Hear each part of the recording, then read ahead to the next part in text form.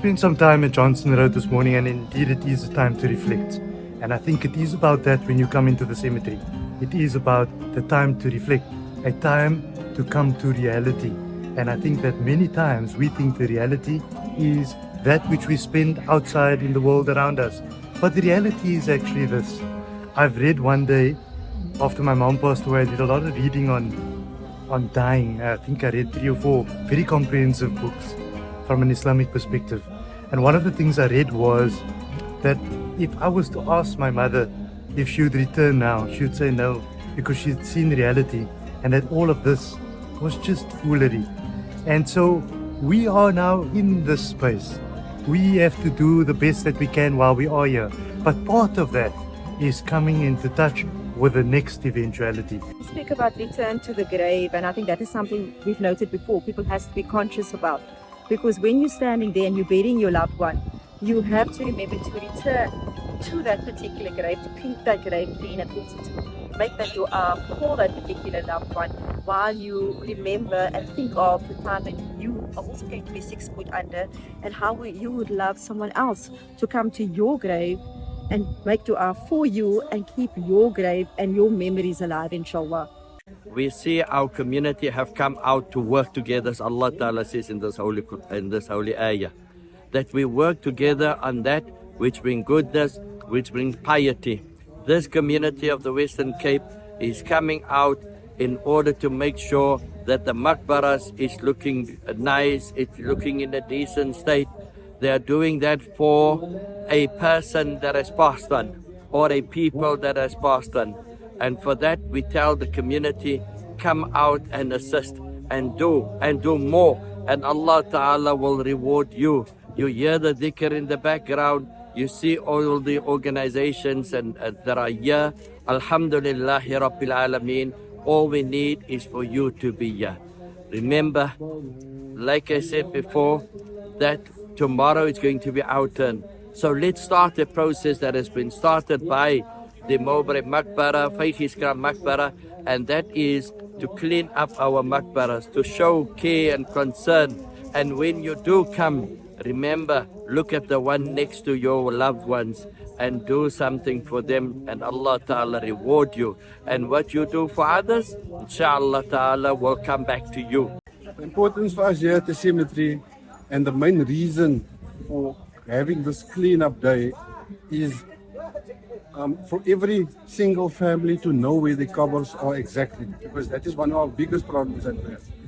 A lot of the covers is not marked. So people come here after 15 or 20 years, and they tell us that the cover was there, but the coverstone has changed over 20 years. So they don't exactly know where the covers are. So then we're sitting with a problem that they're opening other people's graves. We had one instance where we had to remove a body after 7 days because they used the wrong hole. So this is one of the main reasons why we're having this cleanup. Many years ago, I tried to ask him if I can clean up the graveyards. And I'm saying if everybody can just clean up their own grave, what a pleasure. But now we have to do it for him. So we're asking the community to come in and assist us to clean up the graves. Soon we can have the graves all sorted. Like yesterday, we had many of people here. They couldn't find their graves. They couldn't find their names of the people. We had to assist them. I'm not from the Faizal Committee Board, but we're here to help. We're just here to help them clean up the graveyard. We came out to support this particular initiative because ultimately this is our ultimate abode.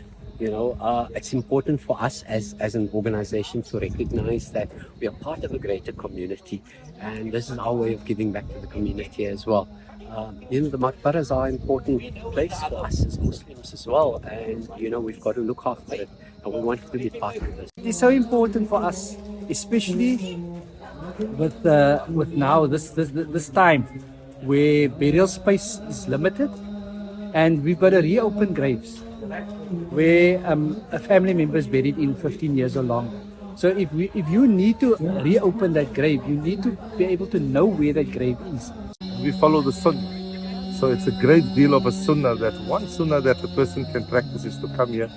And as you know, that we really revived it for the last couple of years. Someone needs to do it.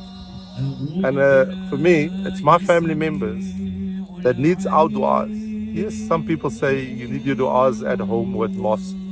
But physically coming here, seeing janazas, coming in all types of janazas from different ages, makes you more aware and create the awareness that this is your abode, this is where you're gonna end up.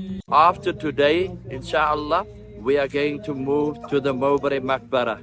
That is the 11th and the 12th. And inshallah ta'ala, we hope to see you there.